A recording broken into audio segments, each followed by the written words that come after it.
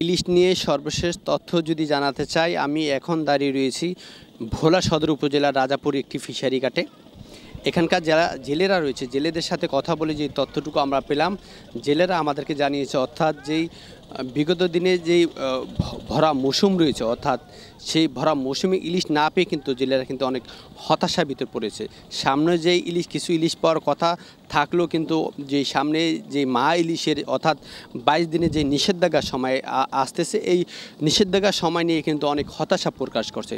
তাদের দাবি যদি সরকার তাদেরকে বিকল্প যদি কর্মসংস্থান কোনো ব্যবস্থা করে দেয়, তারা কিছুটা উপকৃত হবে। অপরদিকে হচ্ছে এখানকার যারা ফিশারি ব্যবসায়িকরা রয়েছে, অর্থাৎ আড়তদার মালিক পক্ষ রয়েছে, তাদের সাথে কথা বলছি। তাদের সাথে কথা বলে আমরা যে তথ্যটুকু আমরা পেলাম, তাদের দাবি হচ্ছে যে তারা যে গত যে মৌসুমে যে ইলিশ পাওয়ার কথা ছিল ভোলার মেঘনা এবং তেঁতুলিয়া নদীতে, সেই কাঙ্ক্ষিত ইলিশ তেমন না পেয়ে কিন্তু তারা অনেক হতাশার ভিতর পড়েছে।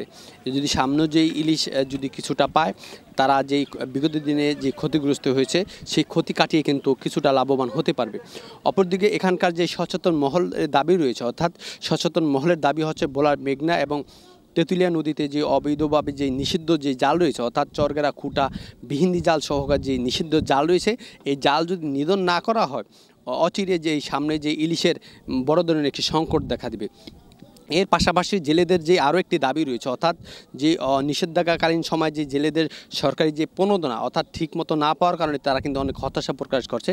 আপনারা জানেন ভোলার মেঘনা এবং তেঁতুলিয়া নদীর বেশিরভাগই কিন্তু ভোলা অঞ্চলের বেশিরভাগ কিন্তু অনেক জেলেরা প্রায় 2 লক্ষাধিকের উপরে কিন্তু জেলেরা মাছ শিকার করে। তারা হচ্ছে তাদের দাবি, যদি সরকারি যদি যেই নিষেধাজ্ঞাকালীন অর্থাৎ যেই কালীন যে তাদের যদি কোনো খাদ্য সহায়তা যদি না দেওয়া হয়, তারা আসলে কিভাবে চলবে, কিভাবে পরিবার পরিজন চালাবে, তা নিয়ে কিন্তু অনেক দুশ্চিন্তার ভিতর পড়েছে। এর পাশাপাশি এখানকার যেই ইলিশের যেই অর্থাৎ যে ব্যবসায়িকরা রয়েছে, ব্যবসায়ীরা কিন্তু একই ধরনের তারা অভিযোগগুলো করে যাচ্ছে।